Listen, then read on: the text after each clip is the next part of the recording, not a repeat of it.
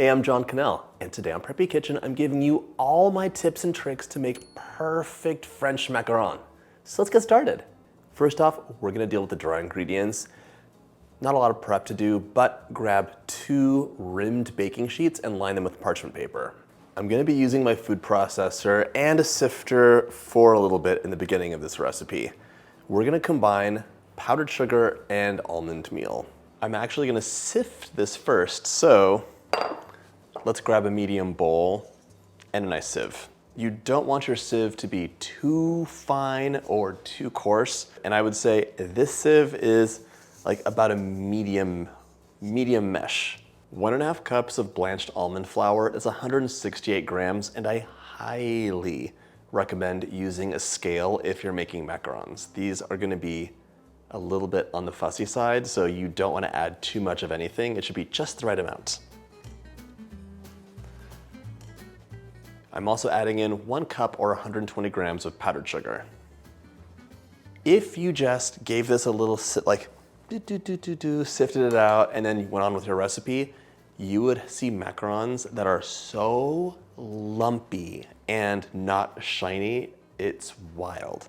So we really have to take the fineness down by processing this with your food processor. You're gonna sift this out, and then we can transfer this to the food processor and start pulsing. A French macaron is not the same as a macaroon. They're actually 2 different branches of the same tree. The recipe got altered quite a bit to make macaroons, which are, actually I have some here, light and airy, have no flour in them, lots of egg whites, but instead of almond flour, we use coconut. They look like this. They're clumpy, rough, delicious, and so easy to make. It's like a foolproof recipe. This is the French version, so it's much more precise. You can use your fingers to gently break up any larger pieces. If you end up with large pieces of almonds that are hanging out here, we're just gonna discard that. Don't try and force them through your sieve.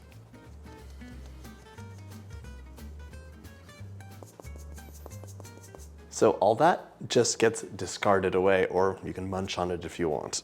Set your sieve aside, and now we can transfer this mixture into the bowl of your food processor. Pop the top on, and now we can process for 30 seconds, and I can stop and scrape the side down if I see things accumulating here, which they tend to on my processor.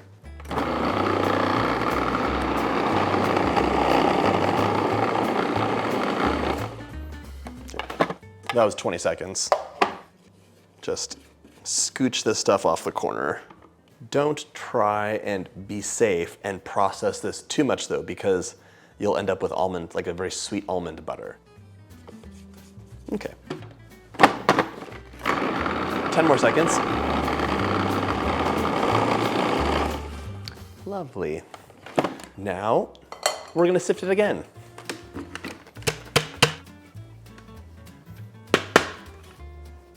Sift it right into the bowl, and I would be on the neater side here because everything is weighed out perfectly. I've accounted for a little bit of the almond flour getting discarded because I know it's gonna be usually about a teaspoon or so of coarse stuff, but you don't wanna lose a lot onto your countertop. The crucial part is when we introduce the egg whites. That's where things can go astray. But there's one other thing that you can't control, and that's the weather. Just like any other time when you're making something with fluffed up egg whites, you want a dry day, not a rainy day. Rainy days are gonna be really not good for this recipe. The tops of the cookies have to air dry, which takes forever when it's super humid. And in fact, you might have to use some secondary tricks like having them under a fan or all these other things.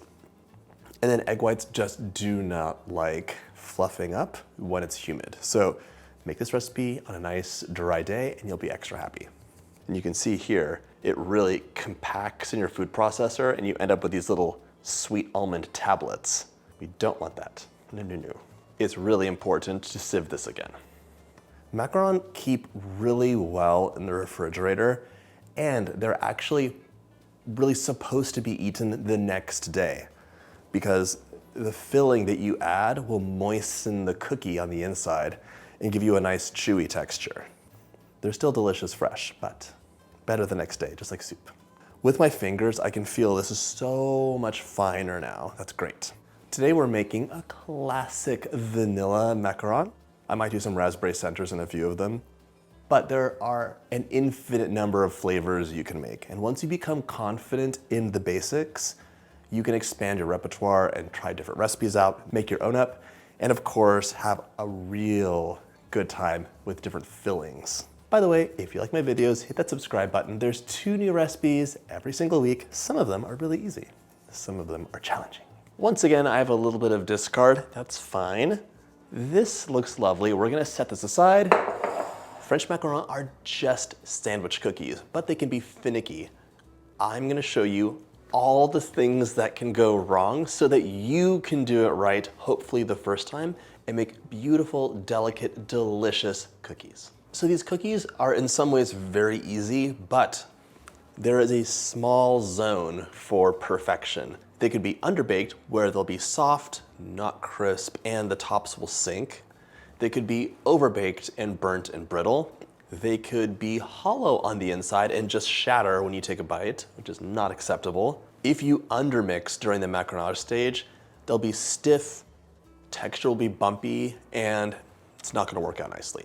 If you over whip it, puddle, not gonna hold its shape. It will become kind of brittle and you still won't have that proper texture. If you just add your almond flour in right now, instead of whizzing it up and making sure it's really fine, you'll have a bumpy texture to your cookies and they won't look as refined. This got pulled out of the oven too soon, so you can see the foot went out because the foot was very soft out of the oven, and then the top collapsed as well. All these little things will add up and make problems. Now we can deal with the eggs. And there are a few things I have to tell you about this. For this recipe, we'll need a very specific amount of egg white. And here I highly encourage you to use a scale. The scale is so important for any recipe, but for things like this, it really makes a difference and takes a lot of the guesswork out. I'm gonna separate 3 eggs very carefully. Yolks in one. As you crack each egg, we're gonna pop those into a bowl. The whole point is that we don't wanna worry about one broken yolk ruining the whole batch. Into the bowl, and last egg. Macaron are actually an Italian recipe, specifically Venetian from the 8th or 9th century. And these were super simple, very humble cookies that monks would make with almonds and egg whites and sugar. Boy, have times changed things. So here, 3 egg whites, and now, oh, and I had a shell too. Unacceptable. I'm reserving the yolks for a French buttercream that I will fill these with, but anything is possible. You could have American buttercream, you could have a Swiss or Italian buttercream, a whipped ganache, curd in the center, the list goes on. All right, zero your scale out, and 3 egg whites.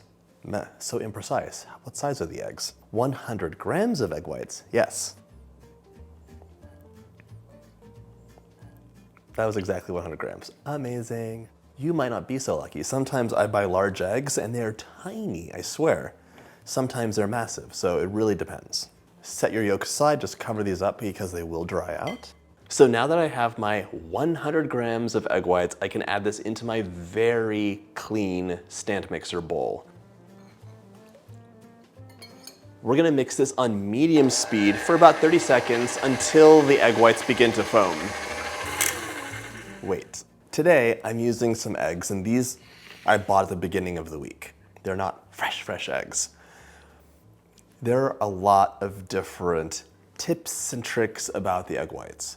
Using older eggs, separating your eggs out like a week ahead of time, and then having them covered with some plastic with holes in it so that they slowly dry out a little bit.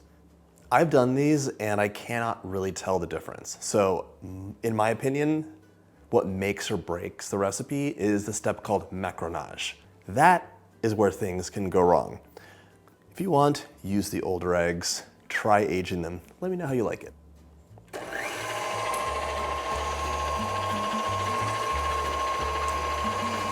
Okay, Once they've foamed up, it's time to add an acid to help stabilize the meringue. Your acid of choice is cream of tartar. This is a powder derived from the winemaking process. 1/4 teaspoon.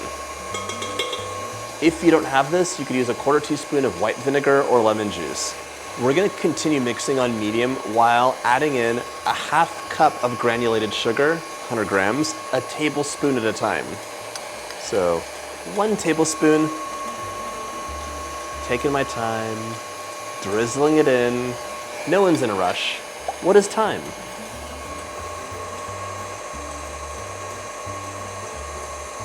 These macarons are made with a French meringue, which is just adding sugar to egg whites while mixing.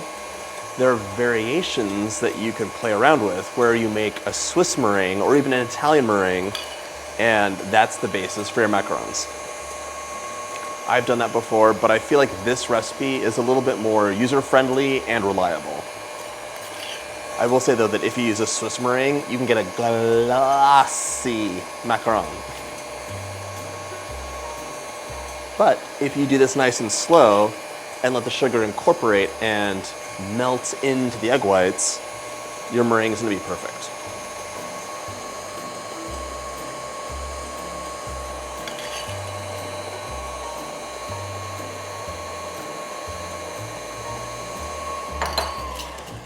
I've noticed that where I've added the sugar, it's kind of just hanging out on the edge of the bowl and not incorporating. So grab a spatula and just give the bowl a scrape down.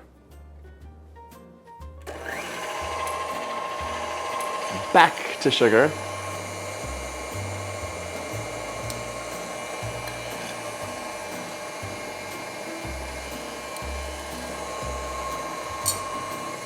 And my last bit.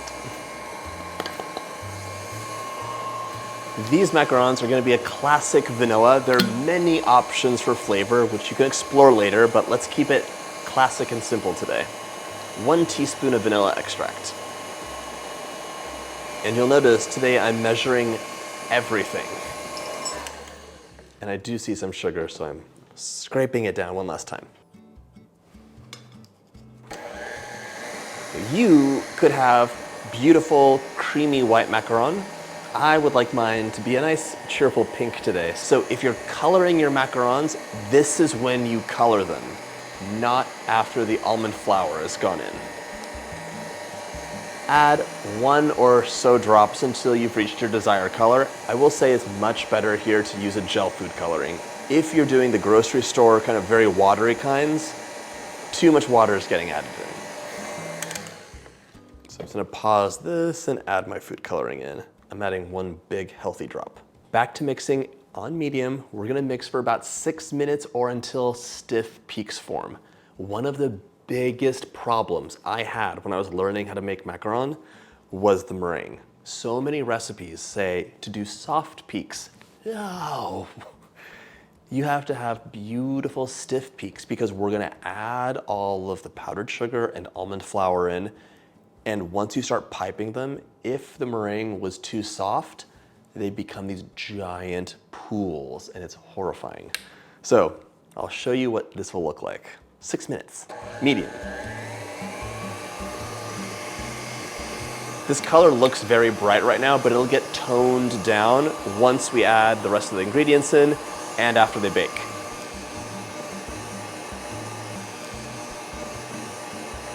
I have to caution you here to not beat your meringue too fast.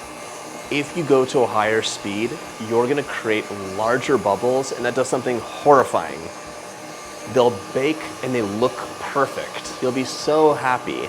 But the minute you take a bite or you try and pick one up, you'll notice there's a paper-thin shell on top with a giant gap, and they just kind of crumble.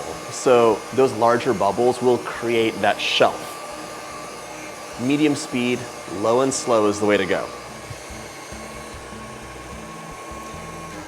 It's been 6 minutes and ooh, look what we have here. A beautiful stiff peak. Do you see that? It's shiny, it's holding a lovely sharp point, and it's not drooping. So this is perfect. You don't want to over whip, so mind your time. Don't walk away, maybe set a timer. This is gonna work really nicely. Tap this back into the bowl. My mixer's done. We have to add all of this powder into our beautiful meringue without destroying all the air bubbles. So we're gonna do this in thirds. Grab about a third of your mixture, sprinkle it in, and you're gonna fold this. So a real fold means you're using your spatula, you're going down, cutting through, coming up, and down again. So it's almost like making little circular currents in your bowl, and you're moving the bowl as you go, so you're evenly mixing without taking out all the air bubbles. Cut through the bottom, bring it back up, cut back down, and continue. This isn't heart surgery, so you don't have to be excruciatingly careful, but be mindful, be gentle. It looks so pretty right now. Okay. Once that first bit is added in, another third.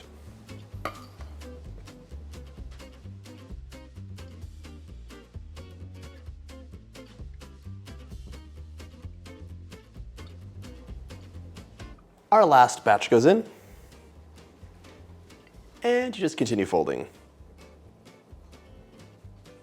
It's really relaxing, to be honest.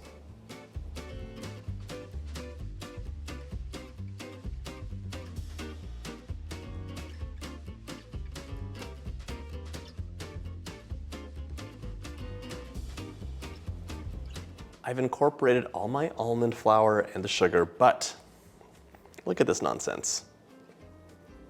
This is super just like lumpy and looks weird and sad. All these giant air bubbles here. If I piped this out, my macaron would be a disaster, unacceptable. They wouldn't be glossy, they wouldn't have feet, they would just be delicious, and who wants that? Here you're gonna do a very important step called macaronage. That is where you are forcing out more of the air bubbles until you have a perfect ribbon descending from your spatula that can hold its shape for 10 seconds. I'll show you what that looks like. It's gonna be kind of like a pink lava situation, but for now, let's begin. Use your spatula and you're going to move the batter up from the bottom, and as you do, you're gently pressing. Look at those giant air bubbles. Nobody wants that. Can you bring it down? And bring it back up.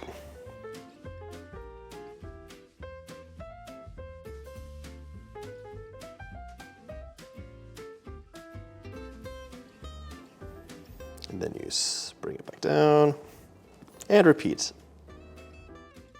If I bring my spatula up now, we can see that we have much more of like a cohesive, flowy batter, but it's still a bit gloopy. So another set, popping this up. These giant air bubbles are your enemy. Let's take that back down and take a look. Still not right. Just do this in stages, checking in between until we have a nice, beautiful pink lava that'll hold its shape. The test is a figure 8. You want to use your spatula, let the batter drizzle down, and you make the shape of an 8, and the 8 should stay there until for 10 seconds.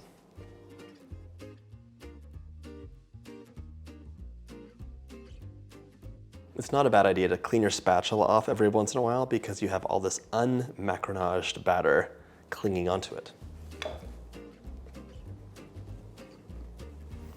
Swooping it up. Let's take a look.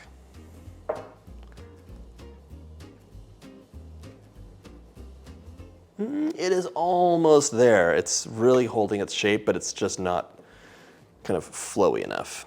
So I'm going to do a really gentle final one. And you can see here there's less large bubbles. It's also a bit shinier. This looks perfect. It's glossy and now it's holding its shape. Take a look.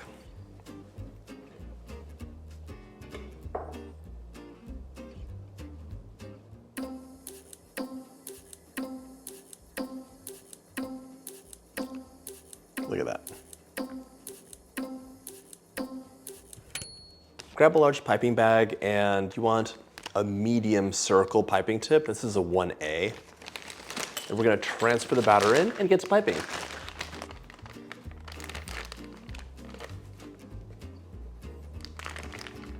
I remember making macarons, and during the learning process, I would get to this step and be so excited, but as I filled my piping bag, it was just falling out. That's a bad sign. So if that's happening to you, accept these will be delicious, but not perfect. A little dripping is fine, by the way. It's fine to have a cookie that tastes delicious, but doesn't look perfect. So don't beat yourself up if it's just not exactly what you expected. It could very well take some time and tries for you to feel more comfortable. My baking sheets have parchment paper, but I'm gonna use just a little bit of my batter to hold the corners down. This is glue so that the paper doesn't lift off as I pipe. Now we're gonna pipe 1-inch dollops onto the baking sheet, and watch my hand as I finish the movement because you don't want to have a big tail coming out. So starting just above, you're going to press and then stop pressing, release, and give it a little twirl. I should also point out that your piping bag should be straight up and down, not at an angle. If it's at an angle, that is one of the reasons that you could have macarons that are baking with one side coming up perfectly and the other side stuck down. We want a nice even foot.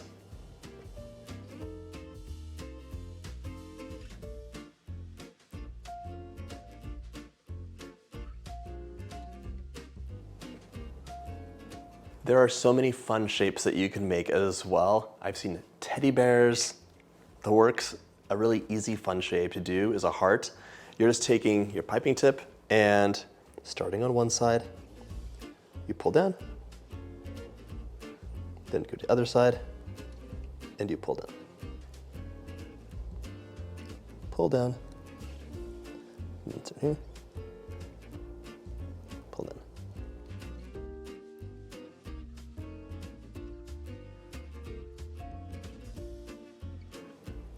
It's also a good sign that I've been piping and I haven't come across air bubbles. If you don't do the macaronage enough, oftentimes you'll have burps from your piping tip as those air bubbles accumulate. Straight up and down, release and twist. You should give these about 2 inches of space because they will spread slightly. Pause, take a breath, and by the way, look at this. See how my paper is coming up at an angle because it's a little bit too large? Just that can throw the macarons off and make them scooch in one direction. So since I'm just noticing this now, and I didn't cut it earlier, I'm folding the paper so it fits in nicely and all the macarons have a flat surface to bake up on. For the most part, I didn't crowd the edge. It's more in the center because you want this to have a really even heat. So not too close to these metal walls because that'll overheat them and they won't rise evenly. You want this top shell to just rise up in the oven and you have a beautiful little foot underneath that dome. Not a foot that's askew, not a foot that's bulging out. It should be almost straight up and down. If you want to be intense and super careful, take a level, make sure your oven racks are nice and even and not at a slant. Right now, you'll see the texture is fairly glossy. As they dry out, they'll become more dull. But you'll also notice the tops are relatively smooth. If I hadn't pulsed, and sifted out the almond flour, it would be pretty rough. All right, there are some big bubbles in here though, no matter how good your macaronage is, so we have to tap the pan. I don't like loud noises. Let's tap.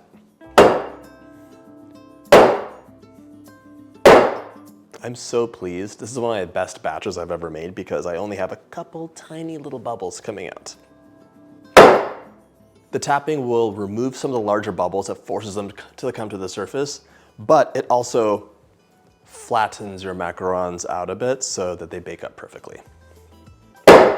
This is nice. We are gonna set this aside. And remember, I said you do not want to make this on a humid day because meringue does not like humidity, but also because these have to dry out. You need to have them so dry that you can touch them and the surface won't be marred. In normal circumstances, about 40 minutes of drying time is required. If you're making these on a wetter day, you might want to have these underneath like your extractor hood or in front of a fan just to air dry them a little bit more because they take so long to dry when the humidity is a bit higher.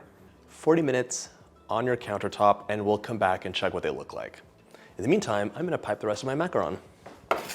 Towards the end of your rest time, preheat your oven to 270 degrees Fahrenheit. Once these are done, you should be able to gently touch the cookies without the tops being disturbed, meaning they're dry. They formed a dry film on top, like this. My macarons are ready to go into the oven. They're gonna bake for 16 to 18 minutes. After 8 minutes, you will rotate the pan 180 degrees. You'll see beautiful feet forming and everything will be great. You can either bake these in 2 ovens if you have a double oven or just at different levels. In you go. Once your macarons are in the oven, we can make a beautiful filling and here you have choices. You could do a whipped ganache, you could do a classic buttercream, Swiss, Italian, but I think the classic filling is a French buttercream. So let's make that. In a saucepan, we're gonna combine water and sugar, specifically half a cup or 100 grams of granulated sugar, and 3 tablespoons of water. We're gonna heat this on low, stirring occasionally until the sugar is dissolved. You should have a wooden spoon here and a thermometer would be quite handy. If you're a bit nervous about making French buttercream and want all the tips and tricks, click up here for my French buttercream video. Gives you everything that can go wrong and how to fix it and make sure this buttercream turns out perfectly. But to be honest, it's quite straightforward. And if you haven't had French buttercream before, it is so custardy. You're using egg yolks, butter, and sugar to make a beautiful, silky, rich frosting. My sugar is dissolved, so I'm increasing to medium-high and bringing this to a boil. We need our sugar to be 240 degrees Fahrenheit, which is the softball stage. While the sugar heats up, we're gonna add 5 egg yolks into the bowl of our mixer and mix them with our whisk attachments. They're nice and foamy. Go for medium speed, and we're mixing until thickened and foamy.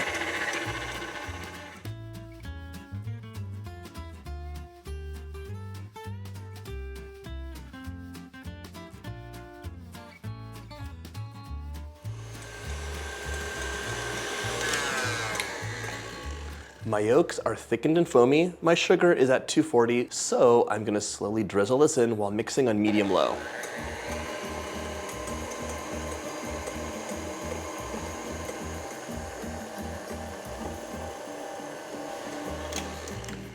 You're gonna have some sugar that flies up. That's okay.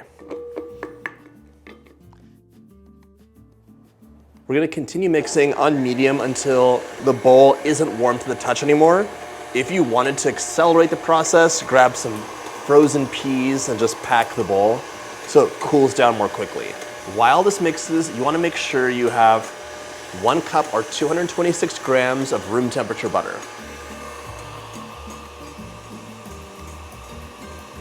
Okay, just wanna show you the texture. This is like a lighter, sunnier color, and it's a little thick, but not very. The thickness will come from the butter we add.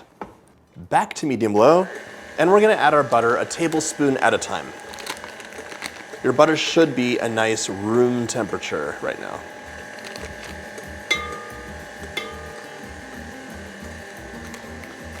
And by the way, if you wanted to make a big batch of this frosting for some reason, you could totally double the recipe really easily. Second stick.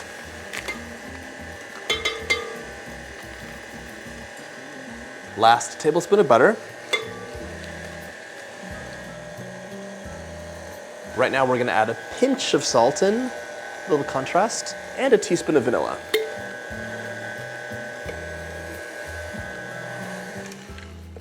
At this point, I just wanna show you, you have a really beautiful texture already. This is not even done. You can see it's like a silky, pipeable custard. Continue mixing for 5 to 6 minutes until smooth and creamy, and then we can add some food coloring if we want uniformly pink macaron, which I do.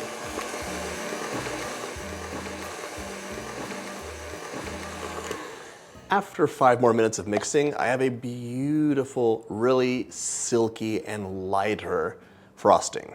This is delicious as is. I'm just gonna dye it pink so it matches my cookies.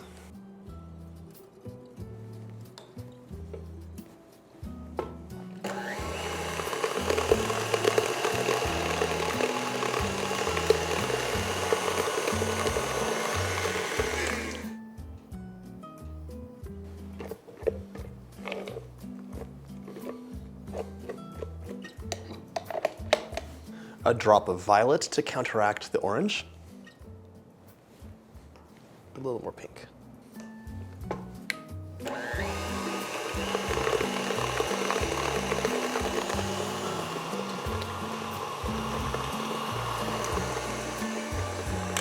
All mixed up, appropriately pink, and now we can get to filling our cookies. If you're making this frosting, you could have chosen any flavor, by the way. I think rose water would have been really nice, and could have actually paired with the vanilla so that you have like a pink rose flavored macaron. Fill your piping bag up. You can either snip the tip off or use a smaller round tip. It depends on whether or not you want to fill the cookie completely or just have a ring with some jam or ganache in the center.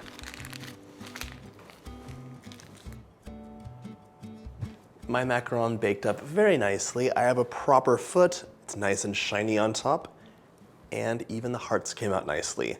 The final test is when you take a bite though, because you want the texture to be really full on the inside, not hollow. It should have a nice, very light and airy, chewy inside. Flip half of your cookies upside down, and you want to find matching pairs. So if one's slightly bigger, find a slightly bigger one. Same for the smaller ones, they all match nicely. So on the reverse side, I'm gonna pipe a ring of my buttercream frosting. And for fun on the inside, I'm adding a dollop of raspberry jam. Find its mate and close it up. A perfect, casual little cookie sandwich. Repeat this process with all of your cookies. And here, I'll remind you that these are actually better a day or two later.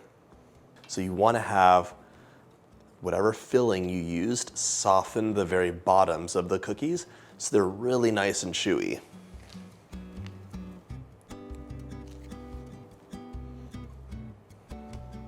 Very nice, very delicate, and so pretty. Same for the hearts.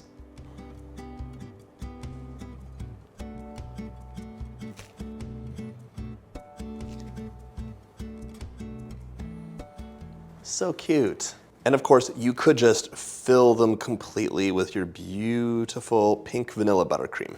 Your macaron will last 4 to 7 days in the refrigerator or up to 2 months in the freezer. And just like that, your beautiful, dainty French macarons are ready to enjoy.